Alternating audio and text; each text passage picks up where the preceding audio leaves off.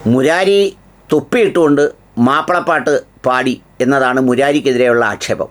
പക്ഷേ മുരാരി ഒരു കുട്ടിയെ അകത്ത് കയറ്റി അതിൻ്റെ ബാധ ഒഴിപ്പിക്കാനെന്ന പേരിൽ കാണിച്ച വൃത്തികേടുകളെക്കുറിച്ച് നമ്മൾ ചർച്ച ചെയ്തുകൊണ്ടിരിക്കുമ്പോൾ മുരാരിമാർ ചിലരൊക്കെ ഇപ്പോഴും ഉണ്ട്.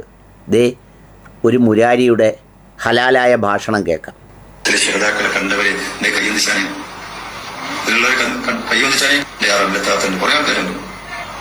അതായത് മുസ്ലിയാർക്കുള്ളിൽ ശുഹദാക്കളെ കണ്ടിട്ടുള്ളവർ എല്ലാവരും ഒന്ന് കൈവന്തിച്ചാളി. അങ്ങനെ കൈവന്തിച്ചവർക്ക് കൂട്ടത്തിൽ റംലത്ത് താത്തായും ഉണ്ട്. ശുഹദാക്കളെ ആരാണ് ഷഹീദ്? വിശുദ്ധ ഖുർആൻ സാക്ഷ്യപ്പെടുത്തിയ അള്ളാഹുവിൻ്റെ മാർഗത്തിൽ ജീവിച്ച് സ്വന്തം ജീവൻ അള്ളാഹുവിൻ്റെ മാർഗത്തിൽ നൽകിയ ആളുകളെയാണ് ശുഹദാക്കൾ എന്ന് വിളിക്കുന്നത്. ബദറിലും ഉഹദിലും ഒക്കെയുള്ള ശുഹദാക്കൾ. അവിടെ ഈ നടന്ന സ്ഥലത്തൊന്നും ഒരു കച്ചവടവും നടക്കുന്നില്ല. അവിടെ ചെന്നാൽ ഒരു വിൽപ്പനയും നടക്കില്ല. അവിടെ അടുപ്പിക്കത്തില്ല. അവർക്കും അതൊന്നും വേണ്ട.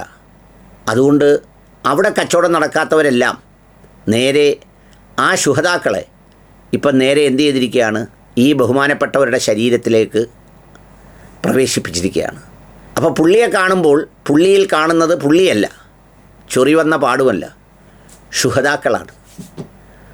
ആ ശുഹദാക്കളെ കണ്ടിട്ടുള്ളവർ എല്ലാവരും ഒന്ന് കൈപൊന്തിച്ചാളി എന്നാണ് പറഞ്ഞത്. അപ്പോൾ പൊന്തിച്ചാളിയുടെ കൂട്ടത്തിൽ റംലാത്തായും ഉണ്ട്.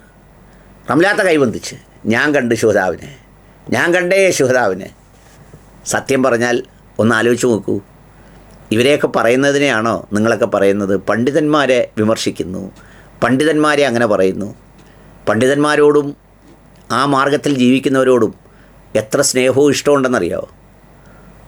പക്ഷേ ഇതുപോലുള്ള കച്ചവടക്കാരോട് ഒരു വിട്ടുവീഴ്ചയുമില്ല, യാതൊരു വിട്ടുവീഴ്ചയുമില്ല. ഇവരൊക്കെ വ്യത്യസ്ത രൂപത്തിലും ഭാവത്തിലുമുള്ള മുക്താദർ മൻസൂർമാരാണ്. മുക്താദർ മൻസൂർ ഇതുപോലെ ആയിരുന്നല്ലോ. നല്ല റോസാപ്പൂ പോലത്തെ മുഖമൊക്കെ പൗഡറും ഒക്കെ ഇട്ട്, റോസ് പൗഡറും ഒക്കെ ഇട്ട്, കണ്ണാടിയൊക്കെ വെച്ച്, തൊപ്പിയൊക്കെ വെച്ച് രംഗത്തിറങ്ങി നല്ല മനോഹരമായ ഡിഗ്രിയുള്ള ആളുകളെ ബ്രോക്കർമാരാക്കി ആളുകളെ തേച്ചോണ്ട് പോയില്ലേ? അതുപോലെ ആരെങ്കിലും കാണണമെങ്കിൽ ഇയാളുടെ അടുത്ത് ചെന്നാൽ മതി. ഇയാളുടെ കയ്യിലുണ്ട് ശുഹദാക്കൾ. അതുകൊണ്ട് നിങ്ങൾ പോയി ഒന്ന് കണ്ടിട്ട് വന്നാൽ പിന്നെ നിങ്ങൾക്ക് ഇടയ്ക്കിടയ്ക്ക് കൈപൊന്തിച്ചാൽ മതി. എങ്ങനെയുണ്ട്?